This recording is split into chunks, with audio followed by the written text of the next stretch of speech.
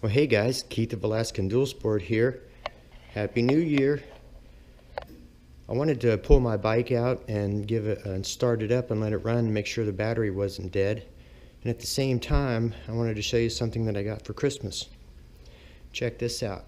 This is my 3-gallon Roto Pax fuel cell here. And I've been having to strap it to my rear rack, but I ended up getting a Roto Pax mount for Christmas. So I want to install this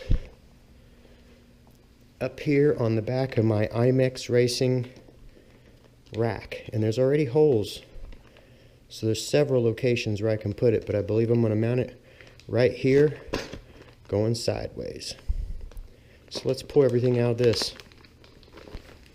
Okay, let's see what all's in here. Here's the main part of the mount that unscrews and locks on the Roto Pax. And it has 2 holes or 2 bolts in the bottom. And it came with a bunch of these nuts and washers.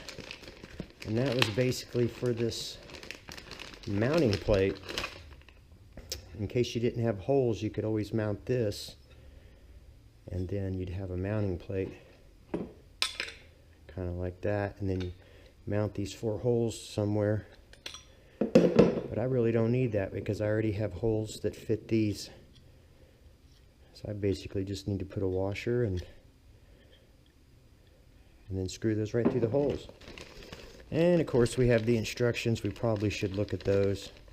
Sometimes that actually saves time to read those prior to doing it.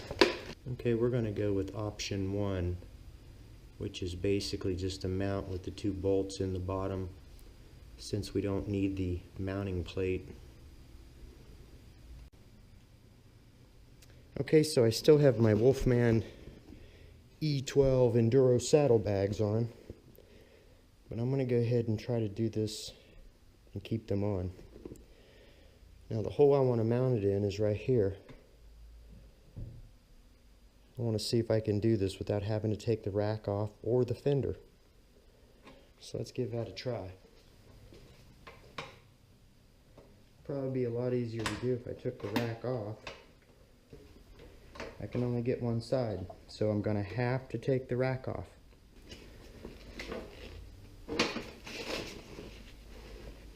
Alright, I might get away with just sliding that up.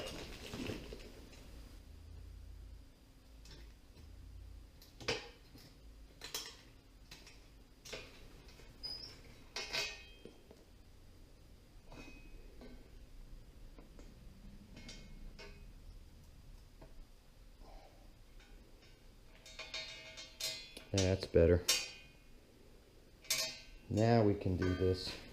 Well, at least that gives me a lot better reach. I think I need to ream these holes out just a little bit to make it fit better.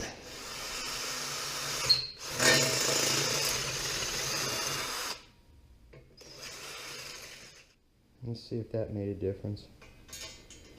Because there was just something about it that was throwing it off a hair.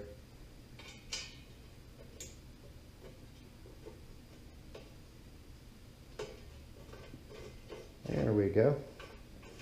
That did make a difference. Alright. Snug these things down.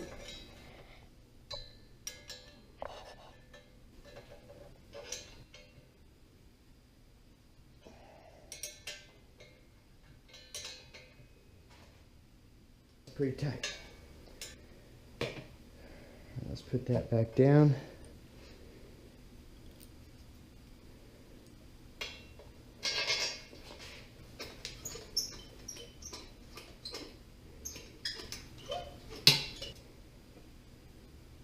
Alright, that's pretty tight. Now let's put back on our saddlebags.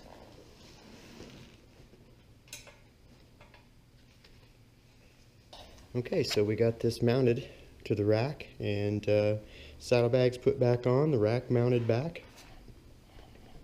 It seems pretty solid. So let's mount the Rotopax gas tank. Slides on like that. Spin that handle.